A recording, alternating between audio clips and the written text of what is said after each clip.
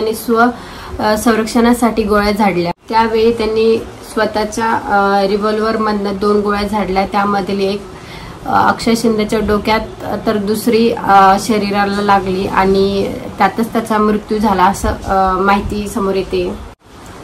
त्यानंतर जखमी अक्षय शिंदेला कळवा रुग्णालयात दाखल करण्यात आले असता डॉक्टरांनी त्याला मृत घोषित केलं। एपीआय मोरेलाही कळवा रुग्णालयातून ज्युपिटर रुग्णालयामध्ये हलवण्याची माहिती समोर येते। अक्षय शिंदेच्या एन्काउंटर नंतर मुख्यमंत्री एकनाथ शिंदे यांचं काय मत आहे ते आपण बघूया। बदलापूर प्रकरणात आरोपी अक्षय शिंदेवर त्यांच्या पहिल्या पत्नीने अत्याचाराचे आरोप केले होते। त्यामुळे त्याला पोलीस तपासासाठी घेऊन जात असताना त्याने पोलिसांच्या बंदुकीने पोलिसांवर फायरिंग केली। त्यामध्ये एपीआय निलेश मोरे जखमी झाले। अन्य पोलीस देखील यात जखमी झाल्याची प्राथमिक माहिती मिळते। त्यामुळे सेल्फ प्रोटेक्शन